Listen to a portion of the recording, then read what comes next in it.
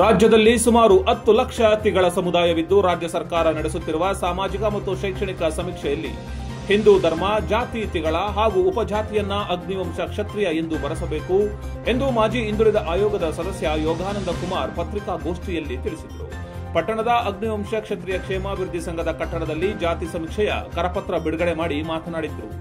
ತಾಲೂಕಿನ ಎಲ್ಲಾ ನಮ್ಮ ಸಮುದಾಯದವರು ತಮ್ಮ ಮನೆಯ ಬಾಗಿಲಿಗೆ ಬಂದಂತಹ ಸಂದರ್ಭದಲ್ಲಿ ಜಾತಿ ಗಣತಿ ಸಮೀಕ್ಷೆಯಲ್ಲಿ ನಾವು ಹೇಳಿರುವ ರೀತಿಯಲ್ಲಿಯೇ ಬರೆಸುವ ಮೂಲಕ ನಮ್ಮ ಸಮುದಾಯಕ್ಕೆ ಶಕ್ತಿಯನ್ನ ತಾವೆಲ್ಲ ನೀಡಬೇಕು ಎಂದು ತಿಳಿಸಿದರು. ತಾಲೂಕು ಸಂಘದ ಮಾಜಿ ಅಧ್ಯಕ್ಷ ಉಂಡೆ ರಾಮಣ್ಣ ಮಾತನಾಡಿ, ನಮ್ಮ ತಾಲೂಕಿನ ಕಸಬಾ, ಕಡಬ, ನಿಟ್ಟೂರು, ಗುಬ್ಬಿ, ನಗರ, ಸಿಎಸ್ಪುರ, ಚೇಳೂರು ಸೇರಿದಂತೆ ತಾಲೂಕಿನಲ್ಲಿರುವ ಎಲ್ಲ ತಿಗಳ ಸಮುದಾಯದವರು ಜಾತಿ ಗಣತಿಯಲ್ಲಿ ಸರಿಯಾದ ರೀತಿ ಮಾಹಿತಿಯನ್ನು ನೀಡಬೇಕು ಎಂದು ತಿಳಿಸಿದರು. ಇದೇ ಸಂದರ್ಭದಲ್ಲಿ ತಾಲೂಕು ಅಧ್ಯಕ್ಷ ಬಲರಾಮಣ್ಣ, ಮುಖಂಡರಾದ ನಂಜೇಗೌಡ, ಮಲ್ಲಪ್ಪ, ಶಿವಣ್ಣ, ರಾಜು, ನಾಗರಾಜು, ಸಣ್ಣ ರಂಗಣ್ಣ, ಕಂಬಯ್ಯ, ವರಮಹಾಲಕ್ಷ್ಮಿ, ರೇಣುಕಮ್ಮ ಸೇರಿದಂತೆ ಎಲ್ಲ ನಿರ್ದೇಶಕರುಗಳು ಹಾಜರಿದ್ದರು. ನಮ್ಮ ವಿದ್ಯಾಭಿವೃದ್ಧಿ ಸಂಘದ ಒಂದು ಮಾಹಿತಿ ಏನಂದ್ರೆ, ಈ ಮುಂದಿನ ದಿನಗಳಲ್ಲಿ ಜನಗಣತಿ ಪ್ರಾರಂಭವಾಗೋದ್ರಿಂದ ನಮ್ಮ ಜನಾಂಗ ಜಾತಿಯಲ್ಲಿ ನಂಬರ್ 1 ಧರ್ಮದಲ್ಲಿ ಹಿಂದೂ ಅಂತ ಹಾಕಿ, ಅದೇ ರೀತಿ ಜಾತಿ ಅಂತ ಬಂದಾಗ 9ನೇ ಕಾಲಂನಲ್ಲಿ ತಿಗಳ ಅಂತ ಹಾಕಿ, ಅದರ 10ನೇ ಕಾಲಂನಲ್ಲಿ ಉಪಜಾತಿ ಅಗ್ನಿವಂಶ ಕ್ಷತ್ರಿಯ ಅಂತ ಹಾಕಿ, ಹಾಗೆ ಮಾತೃಭಾಷೆ ಮಾಮೂಲಿ ಕನ್ನಡ ಇರ್ತದೆ.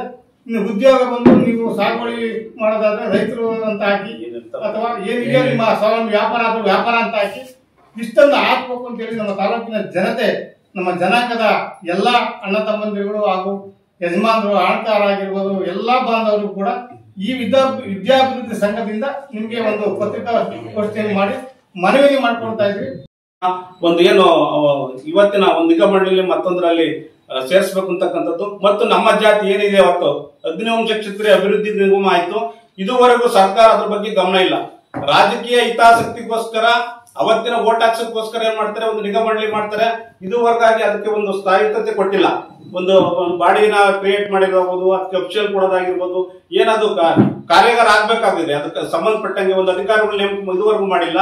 ಹಾಗಾಗಿ ಬೇಗ ನಮಗೆ ಅಗ್ನಿವಂಶ ಕ್ಷೇತ್ರ ಏನಿದು ಅಭಿವೃದ್ಧಿ ನಿಗಮ ಆಯ್ತು, ಅದು ಚಾಲನೆ ಕೊಡಬೇಕು. ಬಡವರ ಬಗ್ಗರಿಗೆ ಅನುಕೂಲ ಆಗ್ತದೆ, ಸಮಾಜಕ್ಕೆ ಅನುಕೂಲ ಆಗ್ತಕ್ಕಂಥದ್ದು ಒಂದು ನಮ್ಮ ಬೇಡಿಕೆ.